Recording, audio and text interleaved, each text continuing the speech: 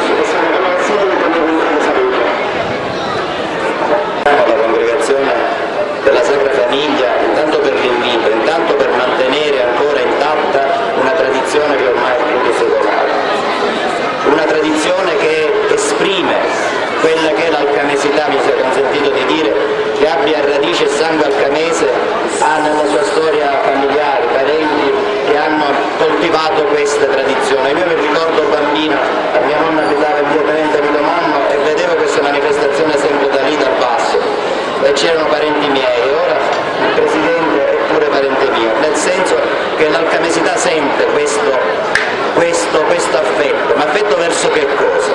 Affetto innanzitutto verso la sacralità della famiglia, attenzione verso i bisognosi, attenzione verso gli ultimi, attenzione verso le tradizioni.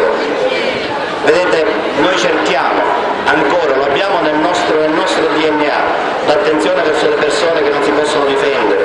Lo facciamo con lo spirito e con il cuore. Questa è una città che ha un'attenzione verso gli ultimi di primissimo livello e viene invidiata da tutti per ciò che riusciamo a fare verso gli altri. Io credo quindi che, veda mia nonna, che era anche sorella di suo nonno, mi diceva sempre: parattia e incocci un poveretto non ci fa la carità, perché lo Signore non sa come si manifesterà. E allora credo che in questo spirito cristiano, in questo spirito di carità, questa manifestazione, che non so se è unica, ma certamente è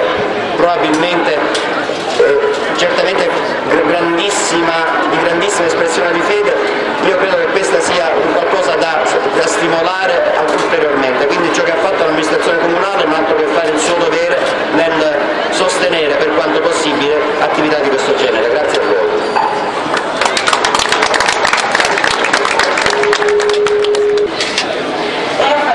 Sulla storia del patrocinio. La sua storia inizia nel 1824, quando a Piano d'Ascoli Monsignor Maria Domenico Dell'Aquila, futuro vescovo di Agrigento. Lui insegnava nel collegio gesuita all'epoca filosofia e aveva deciso di fondare la congregazione della Sacra Famiglia. Pensate che in ordine cronologico è la seconda d'Italia come storia, per nostra antica. Successivo, prima di legge della nostra, che è quella di Cagliari, e successivo è quella prima in Italia perché di Albert Montoli, uno dedicato all'Annunziata e un altro alla Sacra Famiglia. Nel 1860, con l'evento dell'Unità d'Italia, i gesuiti vengono conceduti e la visita della Sacra Famiglia passa alla gestione della congregazione che tuttora la detiene. Pensate che sono tantissimi anni con loro e la beniscono per passare del tempo, la cosa sempre più preziosa e bella. Quell'anno nel 1860 diventa direttore spirituale della congregazione padre Luigi Pugliese. La congregazione ha un'impronta mariana, infatti abbiamo la commissione stante composta dal presidente, vicepresidente, il tesoriere e poi ci sono i fratelli e ogni fratello attivamente aveva un suo compito. Allora c'erano i fratelli costuanti che andavano a fornire delle elemosine, c'erano il fratello portinaio, il fratello cerimoniere che si occupava delle cerimonie, di mettere le ordini nelle processioni e i novizi. Ogni anno i novizi c'erano gente che affluiva e chiedeva il fatto di questa congregazione. I bambini fanno sapere che sono aperte le iscrizioni a chiunque vuole accedere affinché questa congregazione diventi ancora più forte e più importante. Più giovane socio della confraternita, della congregazione, voglio soltanto dire una cosa di 10 secondi. Il richiamo alla tradizione della Sacra Famiglia, come ha detto il sindaco, è fondamentale in questo momento. Anche questa scritta ite abulosa, che significa è presa dal Vecchio Testamento, è il faraone che dice ai fratelli di Giuseppe che hanno bisogno: andate da Giuseppe. Noi andiamo presso la Sacra Famiglia per chiedere aiuto in un momento particolare e rinnovo l'invito a tutti i giovani, soprattutto gli urbanisti, i falegnami, gli artigiani, ma tutte le categorie sociali e anche purtroppo a chi non ha lavoro, a iscriversi alla congregazione, perché questa tradizione laicale che ha anticipato di 150 anni il Concilio Vaticano II è giusto che continui e può continuare solo sulle gambe degli uomini, perché Dio si serve degli uomini. Sappiate che questa è l'unica festa a patrocinio che è rimasta in Sicilia, quindi è il nostro dovere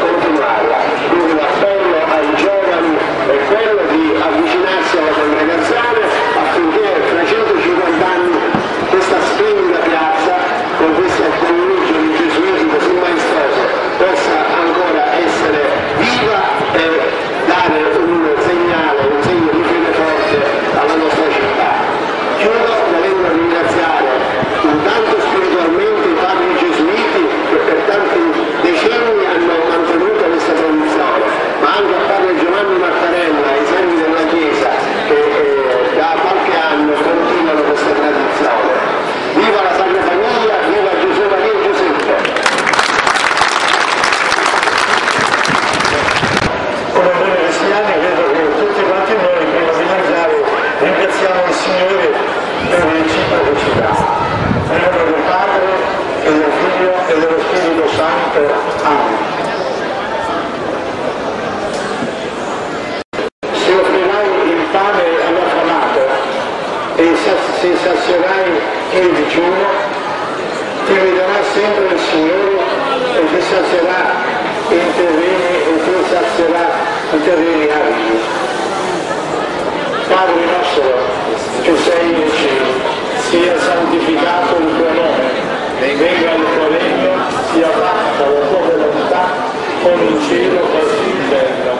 Dacci oggi il nostro pane quotidiano e rimetti a noi i nostri debiti, come noi lo rimettiamo ai nostri debitori, e non ci indurre in tentazione, ma liberaci dal male. Preghiamo. Sia benedetto Dio nostro Padre, creatore del cielo e della terra, nel pane quotidiano tu ci doni un segno della tua bontà e l'alimento essenziale della tavola di famiglia, le parti della terra, il cibo necessario per l'infinito del corpo e la tua parola di vita eterna, per Cristo nostro Signore. Amen.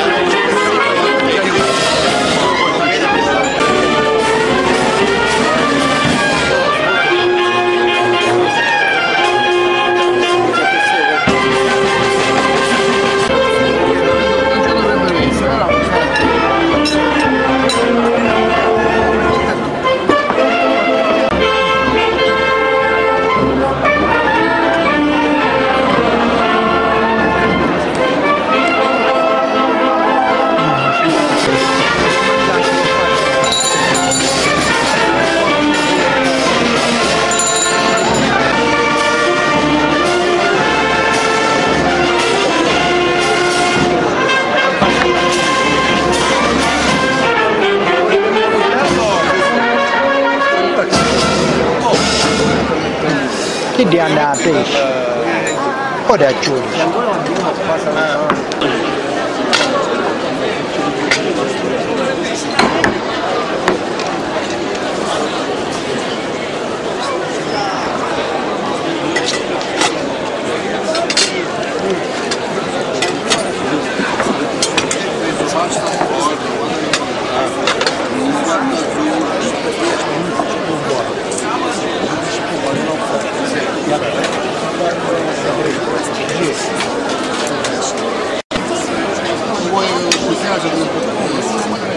Questa la togliamo dopo, ma mangiate quella tagliata.